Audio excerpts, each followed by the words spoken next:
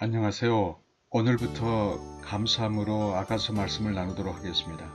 이 말씀을 나누는 중에 하나님께서 듣는 모든 분들에게 하나님께서 예비하신 풍성하신 은혜를 베풀어 주시기를 축원합니다. 아가서의 아가는 아름답고 정결한 노래라는 뜻입니다. 아가는 솔로몬의 사랑 노래입니다. 아가서는 솔로몬 왕이 포도원을 지키는 한 여인에게 구애하여 결혼하는 것을 묘사하고 있으며 결혼 생활을 그리고 있습니다. 기록 연대는 솔로몬 왕의 재위 기간 중에서도 초기에 해당하는 기원전 970년에서 기원전 930년일 것으로 추정합니다. 만일 우리가 아가서를 문자적으로만 본다면 이것은 이게 웬 남녀 상렬지사인가 일팔금 내용이 많이 있어서요. 얼굴이 불그레해질 정도입니다. 모든 구약 성경을 해석할 때 예언이 성취된 신약 성경의 복음의 빛 아래서 보아야 한다는 점을 특별히 아가서를 대할 때 더욱 절감하게 합니다. 그리고 아가서의 특징 중 하나는 이 책에 하나님의 이름이 직접적으로, 그러니까 여호와랄지 하나님, 이러한 하나님의 이름이 직접적으로 나타나지 않는다는 점입니다. 그러나 모든 성경은 성령의 감동으로 기록된 하나님의 말씀입니다. 그리고 구원 개혁을 이룸에 있어서 그리스도의 사명은 구속을 이루심에 있고 성령의 사명은 진리의 성령이 오실 때에 그가 나를 증거하실 것이요, 요한복음 15장 26절, 그리스도를 증거하는 사명입니다. 그러니까 성령께서 아가서를 기록해 하신 목적도 그리스도를 증거케 하기 위해서라는 말씀입니다. 아가서에서 예수님은 우리의 신실한 연인이요 신랑이시며 가장 아름답고 사랑스러운 분입니다. 그래서 예수님께서 처음 기적을 행하신 곳도 갈릴리 가나의 혼인잔치집이었습니다. 나아가 우리가 하늘의 새 예루살렘에 들어갈 때 바로 신랑 되신 예수님의 정결한 신부로 어린 양 혼인잔치에 참여하여 가장 친밀하고 완전한 사랑을 나누게 될 것을 미리 보여주는 귀한 책입니다.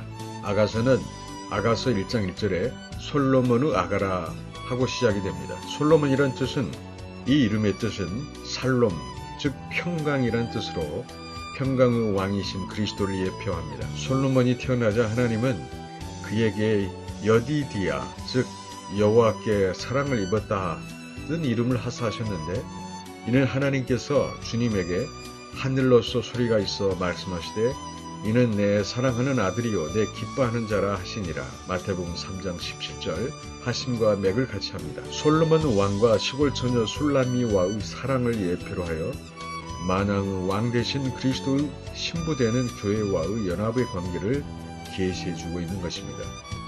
그러므로 아가서는 평범한 연인 사이의 사랑 노래가 아닙니다.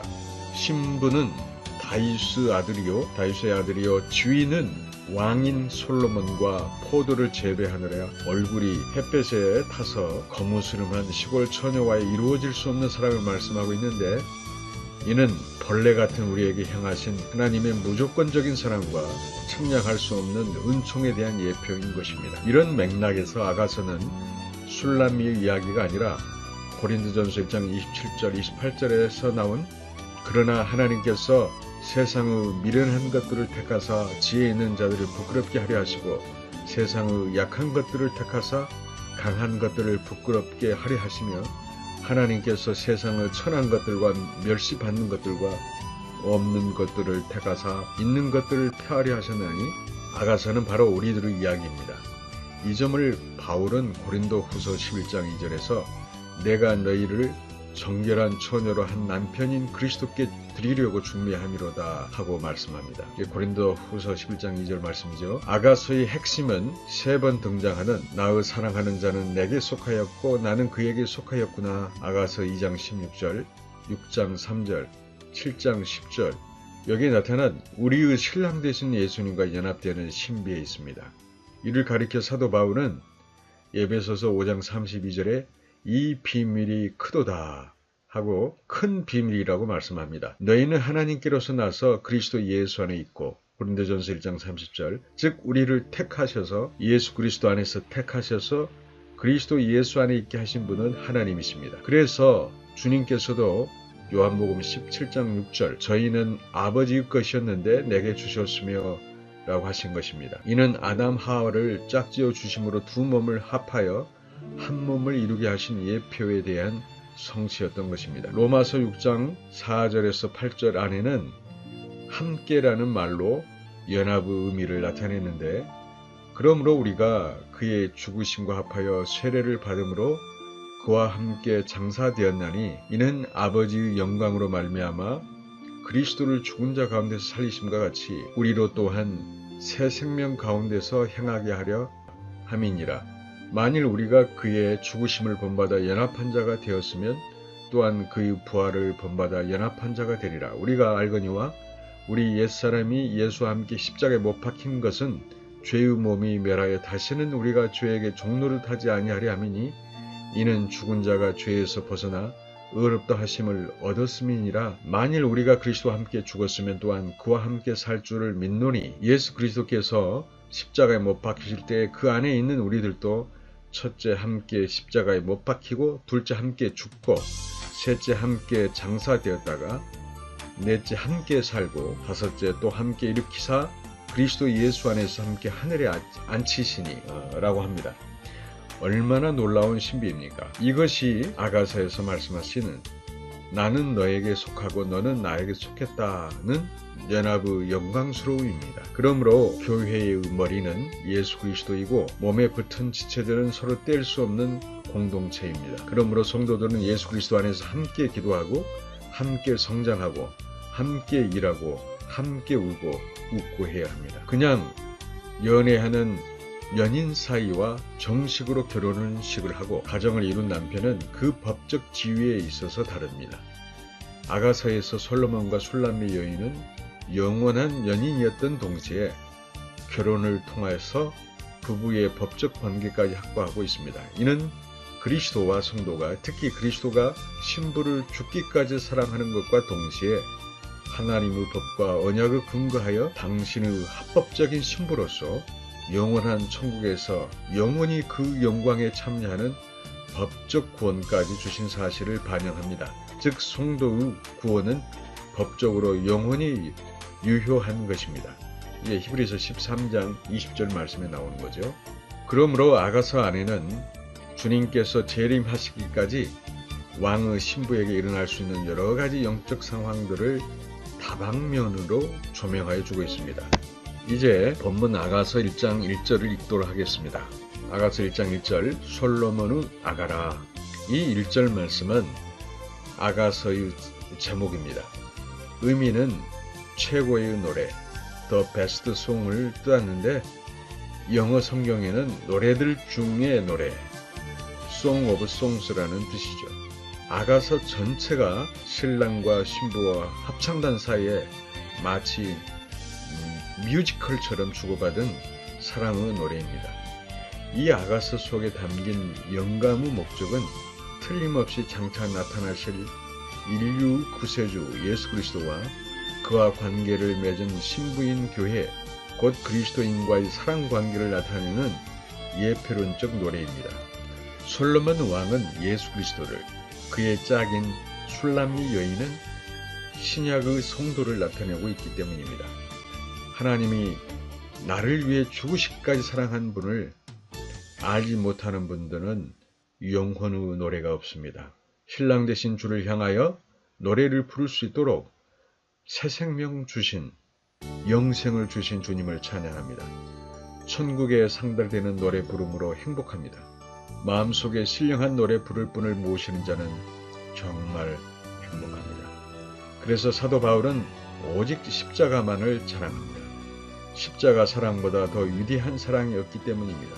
갈라디아서 6장 14절에 그러나 내게는 우리 주 예수 그리스도의 십자가 외에 결코 자랑할 것이 없으니 그리스도를 말미암아 세상이 나를 대하여 십자가에 못 박히고 내가 또한 세상을 대하여 그러하니라.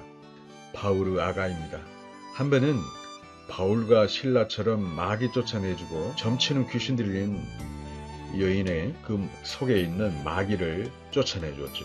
이렇게 사람 살리는 좋은 일 하다가 억울한 일을 당했습니다. 이 점치는 귀신 들린 여인을 이용해서 돈 벌었던 사람이 돈벌이가 이제 막히니까 무고하게 바울과 실라를 고소하고, 그래서 바울과 실라가 죽도록 매를 맞고 감옥에 갇혔습니다. 억울한 일을 당한 거죠.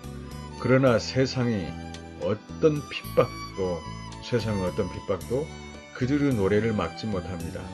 그는 감옥 속에서도 마치 노래 중의 노래는 어떤 환난도 어떠한 고난도 도리어 파도 타게 하는 신비한 능력이 됩니다. 사도행전 16장 25절에 이렇게 기록되어 있습니다.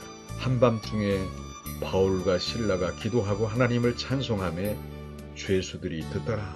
어둡고 차가운 감옥 속에서 오늘날 우리가 부르는 찬송가 악보나 세련된 곡조, 그런 피아노 반주 같은 그러나 찬양이 아니었을 것입니다. 그러나 이런 감옥 속에서도 바울의 아가, 실라의 아가가 있었습니다.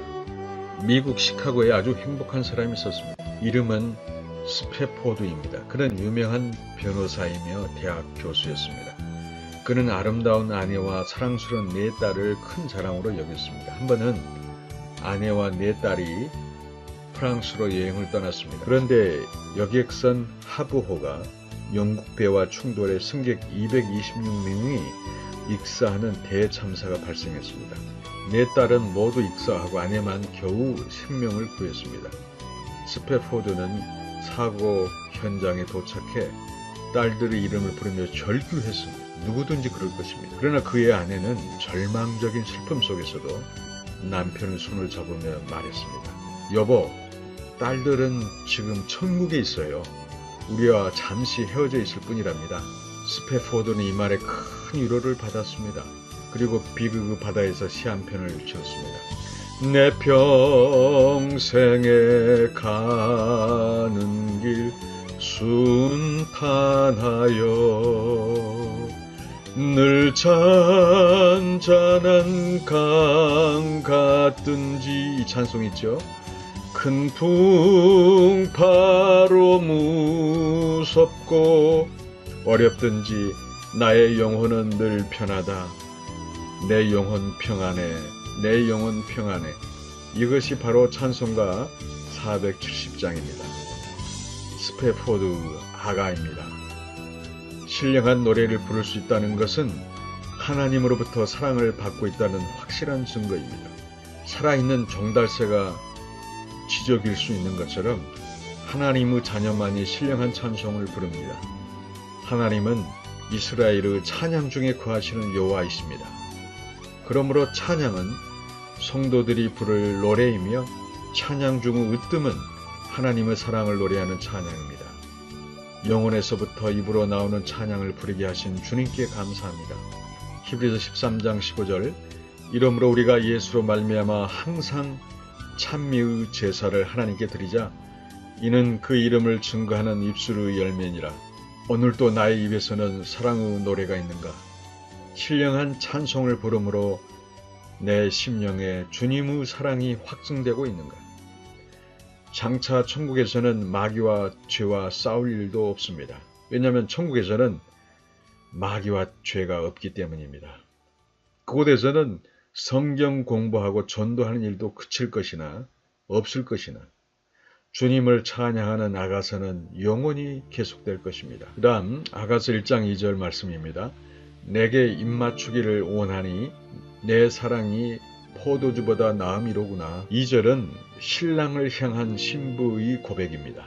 신부는 신랑의 사랑을 포도주보다 나은 사랑이라고 표현했는데, 포도주는 사람들에게 일순간의 기쁨과 즐거움을 주는 음식이죠. 하나님의 사랑과 예수 그리스도의 사랑은 성도에게 이 세상이 줄 수 없는 참 기쁨과 즐거움을 줍니다. 다윗도 고백하기를 시편 4편 7절에 주께서 내 마음에 두신 기쁨은 저희의 곡식과 새 포도주 풍성할 때보다 더하니이다 라고 하였습니다. 예수님 한 분만으로 만족한다는 말입니다. 행복을 구하는 인생길에 예수님 한 분만으로도 행복하니까 이 세상 즐거움, 세상 자랑, 세상 격려, 세상 인정 필요 없다는 것입니다.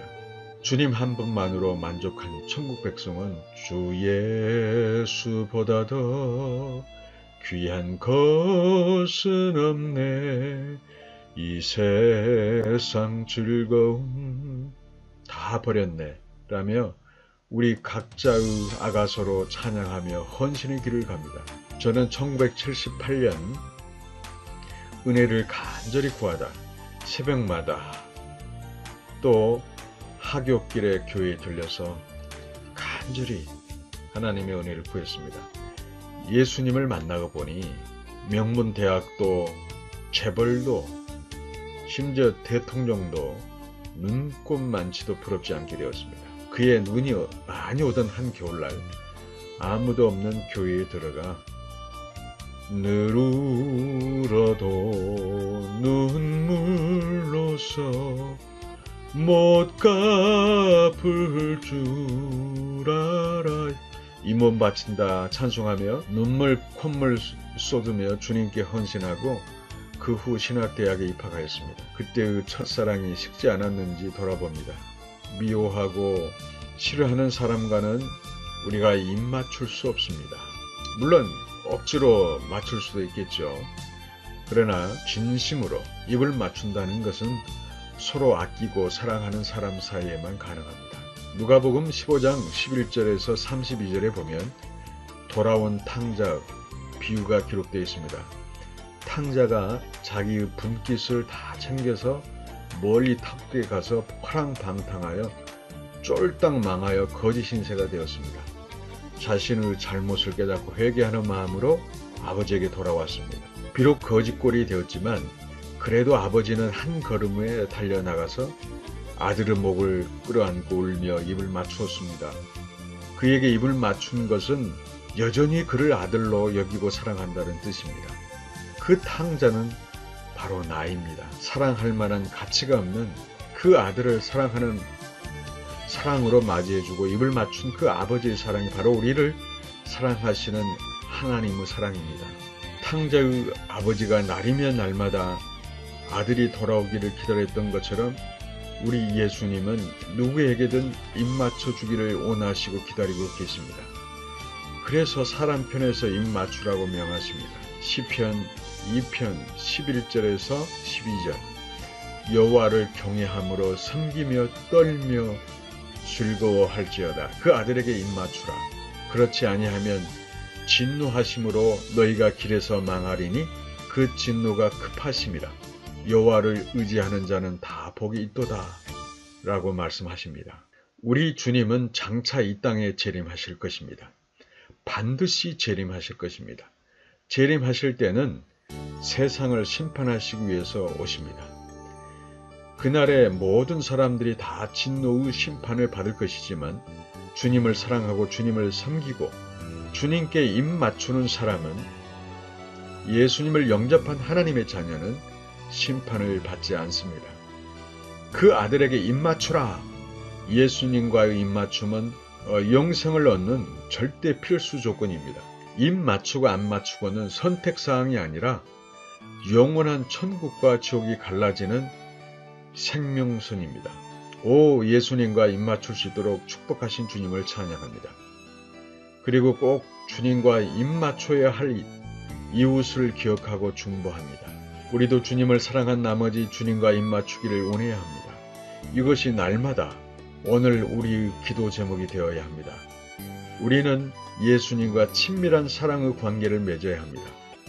본문에서 신부의 사랑은 신랑의 사랑을 사모하는 것으로 표현되었습니다. 하나님은 우리의 가장 사모할 자이십니다. 시편 73편 저자는 고백하기를 하늘에서는 주 외에 누가 내게 있으리요 땅에서는 주밖에 나의 사모할 자 없나이다 라고 하였습니다. 하나님이 우리를 당신의 연인으로 맞아주십니다. 우리가 주님과 입 맞추면 곧 친밀한 관계를 누리면 우리의 영이 소생하고 부흥합니다. 신랑이신 예수 그리스도께서 먼저 우리들을 아름답고 사랑스럽게 여겨 접근해 오시고 사랑을 베풀어 주셨습니다. 주님이 먼저 우리를 찾아오시어 하늘을 두루마리 삼고 바다를 먹물로 삼아 기록하여도 다 쓸 수 없는 큰 사랑을 베풀어 주셨으므로 우리는 그의 사랑을 받고 감사하며 영광을 돌려야 되는 것입니다. 그래서 성경은 우리가 아직 죄인 되었을 때에 그리스도께서 우리를 위하여 죽으심으로 우리에게 대한 자기의 사랑을 확증하셨다.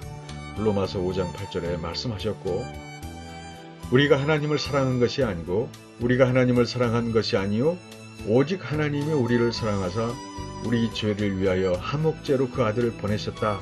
요한 1서 4장 10절 이렇게 말씀하고 있습니다.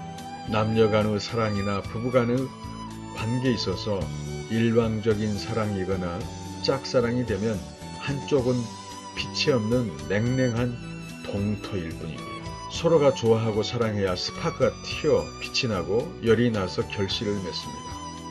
솔로몬과 술람미 사이의 사랑은 일방적인 사랑이 아니고 쌍방적인 사랑이라고 할 수 있는데, 솔로몬도 술람미 여인을 먼저 사랑하지만 술람미 여인 또한 솔로몬을 뜨겁게 사랑합니다. 주님과 우리 사이에도 그래야 합니다. 주님이 나를 뜨겁게 사랑하시듯 나도 주님을 뜨겁게 사랑해야 합니다. 감사합니다.